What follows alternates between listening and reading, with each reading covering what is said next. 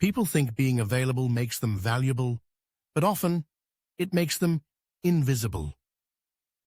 You show up, you answer, you listen, you make time, you bend, adapt, accommodate, and at some point, you vanish. Not physically, but psychologically. You fade into the background of people's minds, like white noise. You're there, but not really seen. Present, but not felt. And it eats at you. Why does it happen? Why does giving more make people care less? Carl Jung might have said, "You're betraying yourself, not your polite self, not your social self, but the deeper self that wants to be whole, not liked." Jung believed that when we constantly say yes to others, we often say no to something sacred within us, the part that's supposed to protect your psychic boundaries. And when that protection is down, the unconscious takes over, and not in a good way. We think availability is kindness, but it's often a mask. And Jung had a name for that mask, the persona. The persona is who you present to the world. It's the smile at the dinner table when you want to scream. It's the nod you give during a conversation you're dying to escape. It's the "I'm fine" when you're clearly not.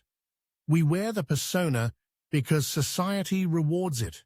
Compliance gets approval. Sacrifice earns applause. But what nobody tells you is the persona has a price. The more you wear it, the more you forget who's underneath. And that's the problem. When you're always available, you become a persona, not a person. You trade authenticity for acceptance, depth for convenience, and over time, you stop being interesting. Not because you have nothing to offer, but because you've given so much of yourself away, there's nothing left to miss. Jung would call that a failure to individuate, a failure to become who you truly are. Individuation isn't just personal growth, it's psychological rebellion. It's saying no to the crowd so you can say yes to the soul. But most people never get there, because they never stop being available. They never stop performing. They don't realize that mystery creates magnetism. When you step back, people lean in. When you withdraw, they start to feel your absence. And absence creates presence. Not the physical kind, but the psychological kind, the one that lives in their thoughts. Jung believed the unconscious mind is drawn to tension, to mystery, to things unresolved. And when you're always there, always replying, always agreeable, there's no tension, no story, no depth, just predictability. And the unconscious finds that boring. Think of your attention like a currency. If you keep handing it out for free, people will treat it like it's worthless. But pull it back, and suddenly everyone wants a piece. This isn't about playing games. It's about reclaiming your energy. Jung saw the psyche as a system of balance. And when you give too much without receiving, something inside you goes dark. Not evil, not malicious, just tired. Tired of pretending.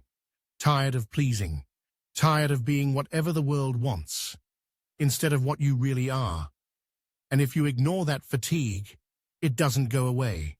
It turns into resentment, into quiet bitterness, into invisible rage, and if left unchecked, it festers in the shadow. The shadow in Jungian psychology is the part of yourself you deny, repress, or disown.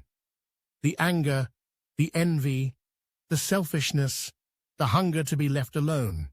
We pretend it's not there, but it is, and it grows every time you say yes when you meant no.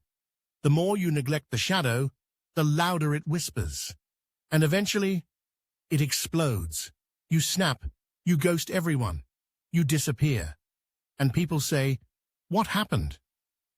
But you've been disappearing for years. You just finally finished the job. But it doesn't have to get that far. When you stop being available, not to punish others, but to reconnect with yourself, everything starts to change. At first, it feels like death. People get confused. They push back. "Are you okay? Why are you so distant? What did I do wrong?" That's because they were addicted to your accessibility. You were their emotional crutch, their late-night therapist, their backup plan. And now, you're not. And it makes them uncomfortable, because it forces them to look at themselves. But here's the twist. Over time, they respect you more. Not because you said yes, but because you finally said no. And when you say no, you start to see who really values you, who comes back, who gets angry, who disappears. It's a brutal but necessary revelation, because availability clouds truth. Distance reveals it. Jung said that loneliness does not come from having no people around, but from being unable to communicate the things that seem important to you. And maybe that's why so many people feel alone, even when surrounded. They're accessible, but not understood, because they've made themselves available to everyone, except themselves. The tragedy of always being available is that you become replaceable, predictable, familiar in a way that numbs desire. But when you withdraw, you create space for desire to breathe. We often fear that distance means loss, that if we step away, we'll be forgotten. But the opposite is usually true. Absence doesn't erase value. It highlights it. When someone steps back from your life, you start to notice the void, the silence, the energy shift. You remember their words, their laughter, their presence. That's what happens when you stop showing up on command. You start showing up in their mind. And in a world flooded with noise, being missed is more powerful than being heard. But here's the uncomfortable truth.